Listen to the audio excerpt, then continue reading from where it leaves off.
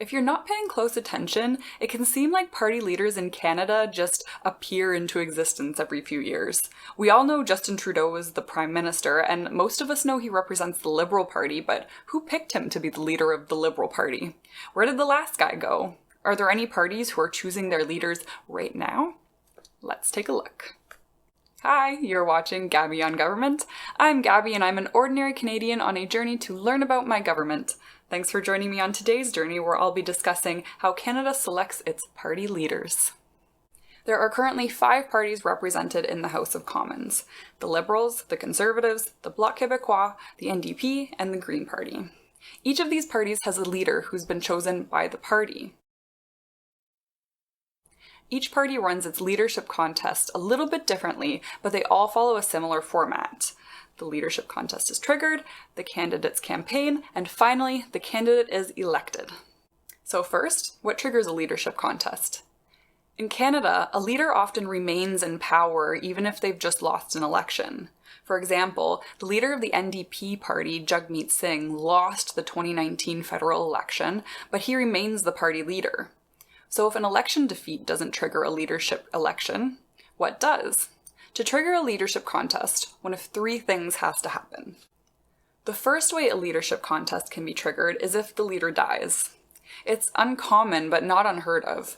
Much-loved NDP leader Jack Layton died of cancer at the top of his political career in 2011, and a new leader was elected to take his place. The second reason a leadership contest could be triggered is that the leader is dismissed by the party in what's called a leadership review, which most parties perform shortly after a national election. My understanding is that a leader being dismissed only happens if they did poorly in previous elections and are a bit delusional about their performance and want to hold on to power. If a leader did really bad in the last election, normally they'll resign. This brings us to the third and most common reason a leadership contest is triggered: resignation. A leadership contest has recently been triggered for the Conservative Party in this manner.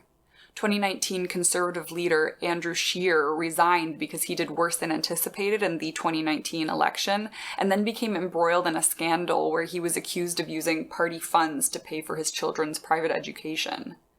Justin Trudeau's predecessor, Michael Ignatieff, resigned because of his catastrophic performance in the 2011 election. So bad it allowed the NDP leader under Jack Layton to become the official opposition for the first time in Canadian history. But a leader doesn't have to resign because of poor performance. The Green Party is also in the midst of a leadership contest because longtime leader Elizabeth May wanted to spend more time with her family, though she did say she was disappointed with the 2019 election results. Because the Green and Conservative Party are both currently running leadership races, I'm going to use them as examples through the rest of this video. They're an interesting set of parties to use because they're really on opposite sides of the spectrum in terms of number of members, level of notoriety, and fundraising power. Okay, so the leadership contest has been triggered either by death, dismissal, or resignation. What happens next? Members of the party need to put their hat in the ring. People who run for party leadership are almost always political insiders with a long history with their party. Every once in a while, an outsider throws their hat into the ring, but they usually don't do very well. This is because leadership candidates need some pre-existing notoriety within the party.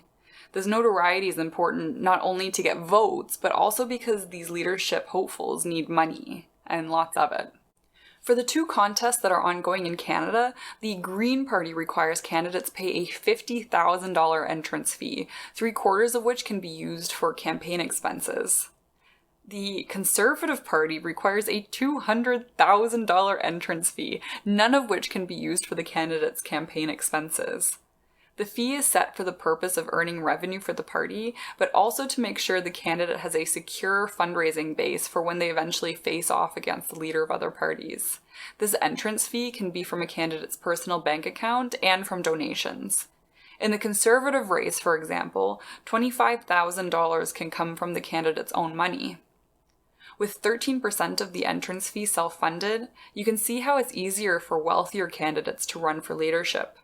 With such stringent entrance fees and a high level of notoriety needed, the type of candidate these leadership races attracts can be very narrow. Leaders also need to get signatures from party members. Conservative candidates need 3,000, and Green candidates need 150 signatures.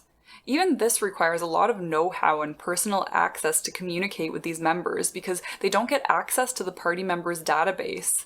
How many card-carrying members from any party do you know? Probably none. Leaders typically build up these lists after years of experience. Once the candidates have registered to run for leadership, they start the gauntlet of campaigning. They start spending donations that weren't spent on their entrance fees on activities like hiring staff and advertising. They attend town halls, pub nights, community events, they canvass door to door. Races are generally topped off by a few high-profile televised debates. So the leadership race has been triggered, the candidates have campaigned, and we have finally reached election time. Does each riding vote for their favorite candidate like in the general election? Nope.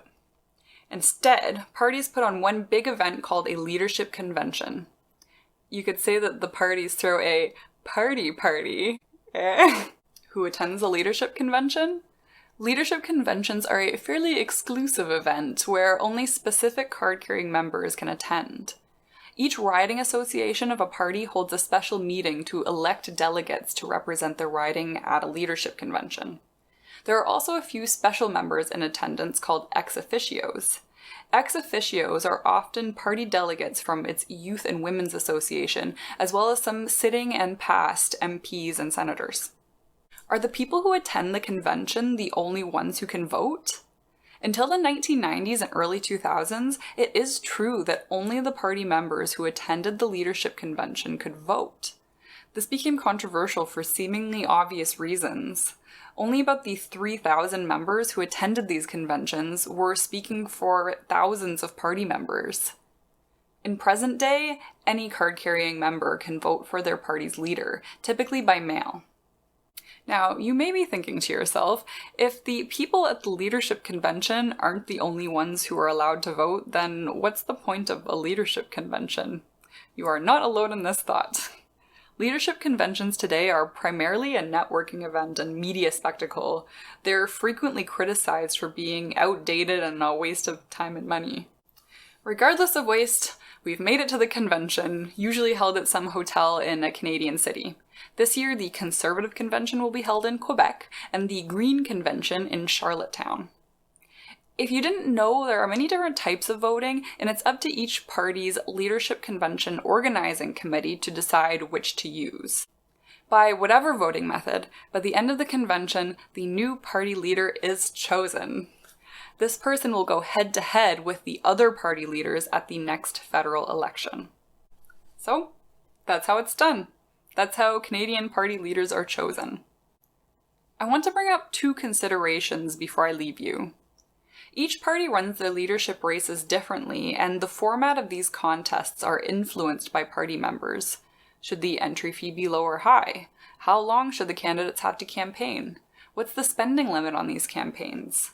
These are all questions parties need to be prepared to answer when the time comes to choose a new party leader. The Green Party is running an interesting election this year. They're conducting online voting, and you only need to be 14 or older to be able to vote. Now, I have my beefs about online voting, and being 14 to vote is a concept, but the point is that these rules are not set in stone and can be influenced by party members. This brings me to my final point. Being a member of your party's riding association, or even just becoming a member of a party, can be a really cool way to start getting involved in politics and have slightly more influence in elections. Riding associations exist in every riding for every major party. They're like a little party club. More like that. And they're always open to new members. Instead of every 4 or so years showing up to the voting booth and being surprised by whose name is in the conservative checkbox, you can be involved in voting them in. Party leadership races usually have a much broader and more interesting range of candidates than federal races. I've been involved in a riding association in my own community since the last election, and I've learned so much about the Canadian government, how policy is made, and the members always keep me up to date with what's going on in my community.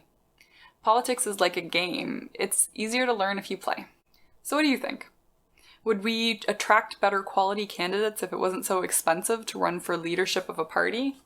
Should all members of a party be allowed to vote for party leaders? Are leadership conventions a waste of time and money? I'd love to hear your thoughts. Thank you so much for watching this video. I'm not a civics expert, so if I got something wrong or you want to add something, let me know in the comments. You can also join the conversation on Reddit. You can find the links below. I write and post these videos as a hobby, so if you like them, I'd be so grateful if you could leave me some encouragement by liking this video and subscribing. Thanks again, and see you next time.